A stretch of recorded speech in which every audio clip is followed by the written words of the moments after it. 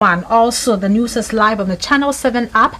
You can watch us on your phone. On Freeview, this is channel 264. We are also on the Vision TV app and on One Hub TV. We begin this edition with a very critical sector of every economy worldwide, the agricultural sector. And agriculture in Africa has a massive social and economic footprint. More than 60% of the population of sub-Saharan Africa is smallholder farmers, and about 23% of sub-Sahara Africa's GDP comes from agriculture. Yet, Africa's full agricultural potential remains untapped. In today's edition, we explore Africa's chances on beating the agricultural market on the international front. And I have been joined in studio by a former deputy local government minister here in Ghana. He's Hon.Abraham Odoom. He joins us in studio to share his insights on how the agricultural sector in Ghana and even globally can be improved. He's worked a lot in this particular sector, and there's a lot to tap from him. Hon.Abraham, it's good to have you join us in studio. Thank you. Right. So let's begin with where we are as a continent in terms of our gains in the agricultural sector. How would you describe it? Oh, I would say our statistics is very bad.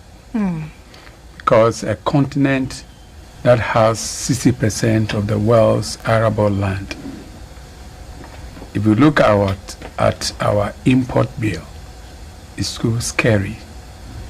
And I remember recently the president of African Development Bank, Adesina, alluding to that fact that the way he sees it, the future of Africa is very gloomy if we don't do anything about it.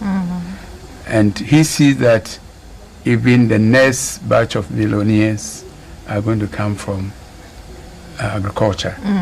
As to whether we are making conscious effort to take or harness the opportunities in agriculture is another thing.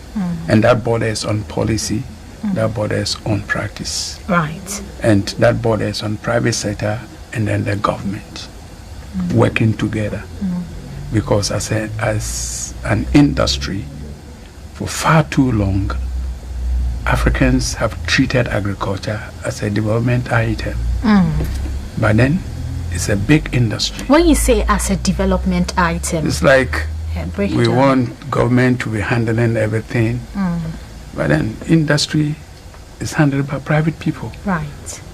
We always say that the private sector is the engine of growth. Allow the private sector set the stage, create the environment, enable the environment, then allow them to work.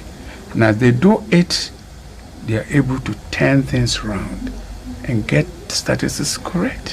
What does the local farmer lack in terms of motivation, just so they're able to improve their yield? You've worked in this sector for so many years. What have you picked on the ground? What I've picked is that this kind of ad hoc assistance of supplying fertilizer here and there, it's not working. Right. It's not working. It's not sustainable. Look at the recent issue of mismanagement of fertilizer.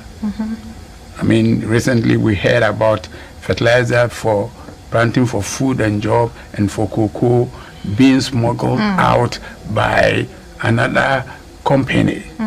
It's all because... Right. And just so our viewers would have a better understanding of what he just said, the Planting for Food and Jobs program is an initiative that's it's an initiative by the Ghanaian government, President Akufo-Addo, and it's targeted at helping to improve agricultural produce in the country at the moment. So carry on. So like I'm saying, you see, if we try to say we are spoon feeding the farmers by way of these subsidies, then people take advantage of the system and then mess the system up. So at the end of the day, what government is putting in is not coming out as expected. Right. And therefore, it becomes